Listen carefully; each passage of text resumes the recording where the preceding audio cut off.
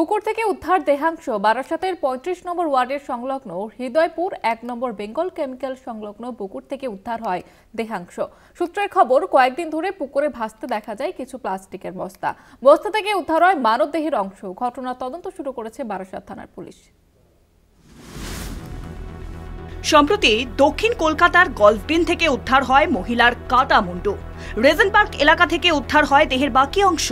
এবার পুকুর থেকে উদ্ধার দেহাংশ।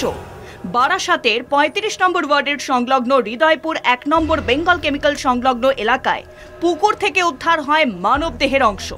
সূত্রের খবর, পুকুরে ভাসতে থাকা প্লাস্টিকের বস্তা থেকে পচা গন্ধ পান স্থানীয়রা। পুলিশ এসে বস্তাগুলি উদ্ধার করে। বিগত কয়েকদিন ধরেই এই ৩-৪ দিন ধরে আমরা কিছু বস্তা ভেসে থাকতে দেখছি। তো এখানে তো মাছ ছাড়া হয়, মাছের খাবার দেওয়া হয় বস্তার মধ্যে বেঁধে। আমরা ভেবেছি হয়তো খাবার দিয়েছে, কিন্তু গতকাল রাত্রেবেলায় আমাদের পাড়ার ছেলেরাই ওখানে পুকুরঘাটে একটা বস্তা ভেসে আসে। সেটাকে খোলার পরে দেখে তার মধ্যে মানুষের শরীরের কিছু অংশ রয়েছে। ১ নম্বর বেঙ্গল কেমিক্যাল অত্যন্ত জনবহুল অঞ্চল হওয়া সত্ত্বেও এখানে কোনো সিসিটিভির ব্যবস্থাই নেই। এরকম ঘটনা এলাকায় আগে কখনো ঘটেনি বলে জানিয়েছেন স্থানীয় বাসিন্দারা। এই পুকুর সংলগ্ন এরিয়া কোনো সিসিটিভি ক্যামেরা নেই, মানে যেটা পোস্টে থাকা উচিত সেরকম নেই কিছু, ঠিক আছে।